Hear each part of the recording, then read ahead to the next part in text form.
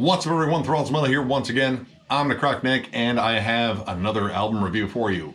So another one that came out on the 16th of July was the newest offering from German thrashers Space Chaser with their new album, Give Us Life. This comes out on Metal Blade Records. This is the band's third album. I believe it's their first one on Metal Blade. They have two other EPs and this is pretty much a straight up thrash band.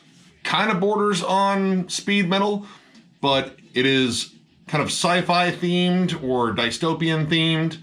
And one of the best ways I can describe this is it is essentially Creator, Overkill, kind of merged as one. And they kind of took a little bit of Voivod in terms of their themes. This is very high energy thrash, and I really dug this from the rip. The opening track, Remnants of Technology, which if you haven't seen that music video, it is really well done. There's definite levels of camp on there too, but that was my first exposure to the band. I saw that video and I was like, wow, dude, these guys are good. The song opens with no real intro. It just sort of fades in the guitars, brings in this nice chuggy riff, and thank you for not putting an intro on there. It just gets right to it, bringing forth tons of big, chuggy thrash hooks. And as soon as I heard the vocals on here, this dude, very similar to Bobby Blitz, but I would almost say he's like the thrash version of Bruce Dickinson a little bit. He can really throw out these really nice 80s wails, but they're gruff, they're dirtier sounding, and he does these rapid fire cadences that are fiercely thrash. Not much in here I could say is speed metal, though there are some really cool nods like classic heavy metal, so it does border on speed metal occasionally. Cryoshock and Antidote to Order both have like some really cool kind of classic heavy metal riffs kind of buried in there. Like they're still thrashy, but there's a little bit of that old Judas Priest vibe, especially Antidote to Order. They just pretty much take what I would say is a Judas Priest riff and just thrash it up, like add the gallop behind it, and it instantly becomes more of a thrash song. But these guys have tons of riffs in their wheelhouse. I would say one of the catchiest ones is the second track, Juggernaut.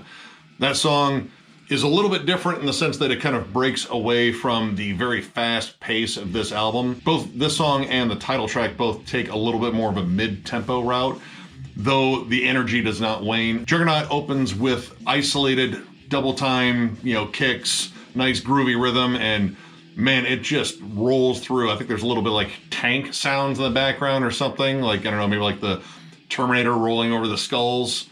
Might have been that would have fit. But it is driven by just flat out nasty, chuggy, catchy riffs.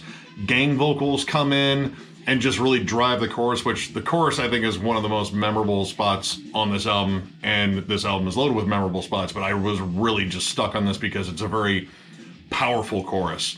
A lot of the times the choruses can feel like, I don't know, kind of dark but anthemic at the same time, so you get this kind of interesting cross of moods there.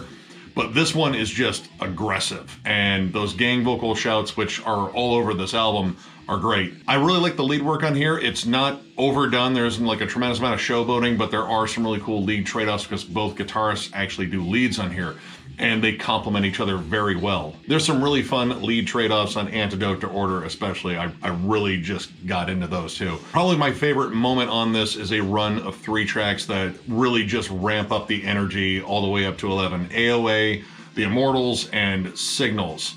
These songs all of a sudden just explode into full tilt thrashness. This pretty much leaves anything remotely speed metal, I think, in the dust, because the energy and just the overall attitude is way more aggressive.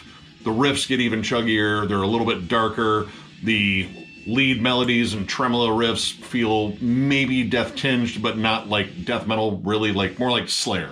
In fact, Slayer is a big thing on this album. When they are flying, and they fly often, it just screams Slayer, like Rain and Blood era Slayer.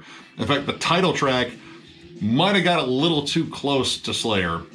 It actually sounds almost like Postmortem in the verses. The riff is kind of similar, it has that same rhythm, and how the vocals kind of work with the riff, it's a little too close to home. Though it does leave that behind in the chorus. The chorus is definitely different than, what you would hear in Postmortem. It's just, I don't know, it feels a little too close. But the nods are all over the place, whether it be classic thrash metal, classic heavy metal, classic speed metal.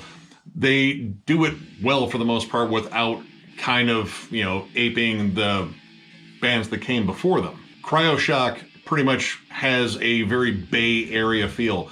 And that was kind of an interesting thing on this album. Like generally, I think German thrash, I think, you know, Sodom, Creator, Destruction, that sort of thing.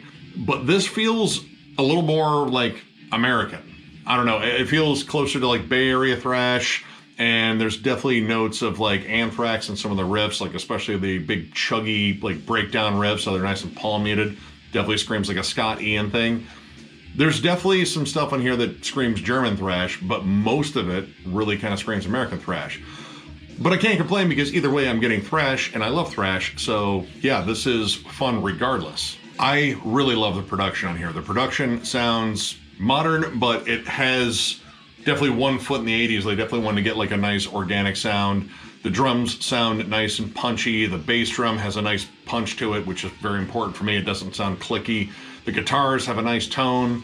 The vocals soar over it, and vocally, this guy can do a lot of different stuff, though he kind of stays in this nice, raspy, kind of Bobby Blitz-ish kind of delivery, but that sort of overkill kind of energy really works on Burn Them All, which is a straight D-beat stomper. Double Time, it has a punky feel to it, like this went from, you know, the Bay Area all the way to the East Coast, and is definitely kind of in that, like, you know, nuclear assault, overkill sort of wheelhouse. More really solid lead trade-offs, and I think the backup vocals on here, they're not just gang shouts. You do get plenty of gang shouts, but there's actually some really cool trade-offs between the main vocalist and the backup vocalist, which I thought was really cool. Now, most of these songs stay within, I would say, like the 3.5 to 4 minute range. There's a couple of shorter ones, but the big closer, Dark Descent, it brings in some dynamics that don't appear on the rest of the album. There are blast beat sections. There's a really cool section where the vocal cadence really follows the riff really well, and it actually has this sort of dropout in the middle where it brings in some like spoken word, like an audio sample from a movie. I couldn't place it, but it's a really cool break, and then it builds the song back up. And I think it really showed off some cool songwriting dynamics.